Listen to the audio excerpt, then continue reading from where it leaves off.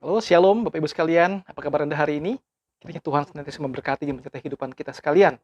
Selamat datang bergabung mendengarkan pelayanan online ministry dari saya, His Patrick Ministry. Saya berdoa kiranya lewat channel ini banyak Bapak Ibu sekalian terberkati oleh firman Tuhan, dan silakan untuk subscribe pelayanan ini, kemudian bisa bagikan kepada teman-teman yang lain.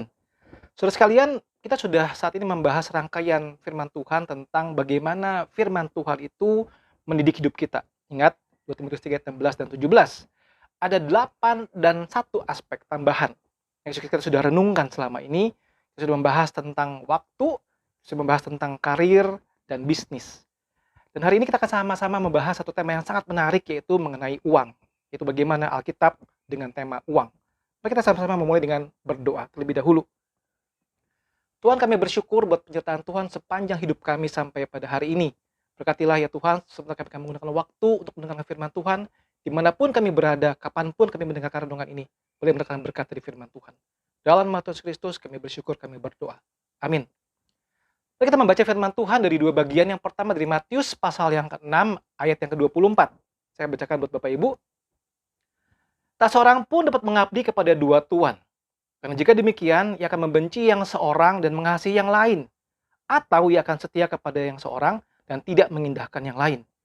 Kamu tidak dapat mengabdi kepada Allah dan kepada Mammon. Kedua, dari 1 Timotius 6 ayat yang ke-10. Karena akar segala kejahatan ialah cinta uang. Sebab oleh memburu uanglah beberapa orang telah menyimpang dari iman dan menyiksa dirinya dengan berbagai-bagai duka. Saudaraku, sadarkah kita bahwa tema mengenai uang itu sangat penting sekali, dan kita mencatat beberapa hal yang menarik sekali tentang uang. Dari 38 perumpamaan di Alkitab, ada 16 perumpamaan itu bicara tentang bagaimana mengelola uang dan harta milik. Kemudian ada 228 ayat yang langsung berbicara mengenai tema uang. Dan lebih ada 2000 ayat lebih yang membahas tema uang dan materialisme. Mengapa begitu banyak, saudara-saudara sekalian? Karena seperti tema ini adalah tema yang banyak menimbulkan masalah di dalam dunia, bukan? Sehingga rasanya jadi salah satu concern-nya adalah membahas firman Tuhan itu banyak bicara tentang tema-tema uang atau harta milik. Saudara, simpel pertanyaan, siapa sih di sini yang tidak ngerti soal uang? Ya, anak kecil pun sudah tahu tentang uang, bukan? Anak-anak yang belum bisa membaca gitu ya, belum bisa membedakan uang, dia sudah tahu uang, dia akan prefer uang yang warnanya merah daripada uang lembaran kertas yang warnanya coklat, bukan? Dia sudah tahu ini lebih bisa dapat banyak barang, banyak permen daripada yang warnanya coklat. Jadi semua orang pasti paham mengenai uang, saudara. Siapa sih yang tidak butuh uang? Orang bilang begini, uang bukan segala-galanya. Tetapi sebetulnya saudara-saudara bilang juga begini, tapi segala-galanya butuh uang kan? Ada sebuah lagu yang bilang begini ya, hati senang walaupun tak punya uang. Betulkah? Bukankah orang lain bilang begini, lebih baik kita menangis di dalam mobil BMW daripada menangis di dalam BMW atau alias bajai merah warnanya, bukan? Saudara, semua orang butuh uang, betul ya? Butuh berapa? Berapa banyak uang yang kita miliki baru disebut levelnya orang itu orang kaya. Oh, ini satu hal yang sangat relatif sekali, saudara. Saya mengutip perkataan dari John D. Rockefeller Senior. How much money is enough? Jawabannya begini, just a little more. Berapakah uang yang disebut cukup? Dia bilang begini, dikit lagi baru cukup. Dikit lagi berkita, tidak akan pernah cukup, saudara. Karena Pengkhotbah 5 ayat 10 berkata begini, dengan bertambahnya harta, bertambah pula orang-orang yang menghabiskannya. Apakah keuntungan pemiliknya selain daripada melihatnya? Saudara, sebagai seorang financial planner, saya banyak membantu orang-orang untuk bisa mengatur dan merencanakan keuangan mereka. Menariknya begini, saya menemukan banyak orang yang sudah kaya akan bertambah kaya karena mereka bisa mengatur, merencanakan keuangan mereka dengan sangat baik. Meski pada saat akhirnya mereka meninggal dunia, tidak besar pun uang yang mereka bawa ke dalam kuburan, tetapi mereka sudah punya produk yang bisa membantu mereka membuat keturunan mereka bisa memiliki uang bahkan lebih kaya daripada dia sendiri. Jadi satu hal yang sangat menarik, luar biasa, kita berbicara mengenai tema uang, saudara. Tapi mari kita kembali kepada firman Tuhan, saudara sekalian. Kita akan melihat dulu pada bagian pertama ini adalah the source of money, sumber daripada uang. Saudara, harus kita pahami bahwa sumbernya adalah dari Tuhan. Tuhanlah sumbernya. Mazmur 24 yang pertama berkata begini, Tuhanlah yang punya bumi serta segala isinya, dan dunia yang serta diam di dalamnya. Tuhanlah yang mempunyai, Tuhanlah sumbernya. Yakobus 1 ayat 17, setiap pemberian yang baik dan setiap anugerah yang sempurna datangnya dari atas, diturunkan dari Bapa segala terang, pada tidak ada perubahan atau bayangan karena pertukaran.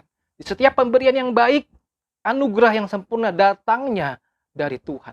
Jadi kita harus ingat, pahami saudara, bahwa sumbernya dari Tuhan. Kita berkata bahwa kan saya kerja, kan saya usaha, saya bisnis. Betul sekali saudara. Tapi jangan lupa kalau kita mau runut lagi ujung-ujungnya, kita harus mengakui bahwa sumbernya berasal dari Tuhan. Bukan karena kehebatanmu mengelola uang, tapi Tuhanlah sumbernya. Sehingga prinsip yang kedua adalah begini. Kita harus mengasihi Tuhan dan bukan mengasihi uang, saudara. Love God, not money. So, perhatikan.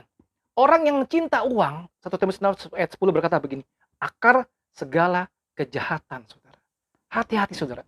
Ini bukan berarti kita tidak boleh punya uang. Tetapi yang problem adalah cinta akan uang. Mengasihi uang. Menomorsatukan uang. Semuanya bicara tentang uang. Itu adalah akar segala kejahatan. Jadi soal prinsipnya adalah kita harus mengasihi Tuhan dan bukan mengasihi uang. Prinsip yang ketiga adalah trust in God. Percaya kepada Tuhan, bukan kepada keuanganmu. Not in your finance. Saudara lihat Timotius 6 ayat yang ke-17. Ingatkanlah kepada orang-orang kaya di dunia ini agar mereka jangan tinggi hati dan jangan berharap pada sesuatu yang tak tentu seperti kekayaan, melainkan pada Allah yang dalam kekayaannya memberikan kepada kita segala sesuatu untuk dinikmati. Amsal 11 ayat 28. Siapa yang mempercayakan diri kepada kekayaannya akan jatuh, tapi orang benar akan tumbuh seperti daun muda. Puji Tuhan, saudara. Trust in God, bukan kepada finance kita. Jadi percayakan diri kita kepada Tuhan, bukan percayakan diri kepada uang atau hasil jerih kita, saudara. So, ini memiliki implikasi sebagai berikut, saudara. Kalau begitu kita harus belajar untuk stop worry about money. Kita harus belajar stop khawatir mengenai uang, tentang uang. Saudara, hal kekhawatiran dibahas dengan sangat detail sekali dari Injil Matius pasal 20, ayat 25 hingga ayat yang 34, saudara bisa lihat di situ ya. Bahas begitu detail sekali tentang jangan khawatir, saudara. Jangan khawatir, ya. Jangan khawatir. Saya bacakan 34. Janganlah kamu khawatir akan hari esok, karena hari esok mempunyai kesusahannya sendiri. Kesusahan sehari cukuplah untuk sehari. Saudara, jangan khawatir. Stop worrying about money. Karena Tuhan tahu semua. Tuhan tahu semua. Sehingga stop khawatir mengenai uang. Kalau kita berkata bahwa saya mau mempercayakan diri kepada Tuhan dan bukan kepada uang, berarti dalam pergumulan kita yang mungkin saat ini sedang sulit, maka kita harus belajar beriman kepada Tuhan untuk stop khawatir mengenai uang. Saudara, yang kedua, kita harus belajar percayalah bahwa Allah akan menyediakan. God will provide. Filipi 4 ayat yang ke-19. Allahku akan memenuhi segala keperluanmu menurut kekayaan dan kemuliaannya dalam Kristus Yesus. Amin, saudara sekalian. Percayalah bahwa Allah akan provide, Allah akan menyediakan segala keperluanmu. Saudara, di sini menarik sekali sebutkan segala keperluanmu, bukan segala kemauanmu, saudara. Berarti kalau kita belajar memiliki perspektif yang benar tentang uang, saudara, kita bisa tahu bahwa sumbernya dari Tuhan. Dari Tuhan. Kita bekerja, kita berusaha, sumbernya dari Tuhan. Kita punya kekuatan dalam mencari nafkah, sumbernya dari Tuhan. Kalau kita tahu sumber dari Tuhan, kita boleh kembali mengingat bahwa kita harus lebih mengasihi Tuhan, si pemberi berkatnya, daripada sekedar mengasihi uang yang menjadi adalah berkat Tuhan buat kita. Dan itu akhirnya membuat kita hidup boleh trust in God. Trust in God in finance. Terus sekalian, mari kita membenahi cara pandang kita, cara sikap kita terhadap uang, yang adalah berkat dari Tuhan bagi kita. Dan kita belajar memuliakan Tuhan melalui uang kita. Tidak ada pernah perasaan rasa cukup mengenai uang, bukan? When is enough soal uang? Susah sekali untuk dikatakan. Tetapi waktu kita melihat itu semua dari perspektif yang benar, kita tahu bahwa seberapa yang Tuhan percayakan kepada kita. Kita belajar memuliakan Tuhan melalui uang kita. Saudaraku, minggu-minggu depan saya akan melanjutkan renungan tentang Alkitab dan uangku dari perspektif yang berbeda.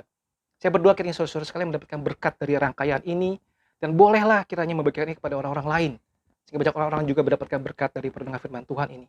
Dan pada akhirnya, saudara, kita ingat kembali bahwa semua yang kita hasilkan hari ini asalnya dari Tuhan.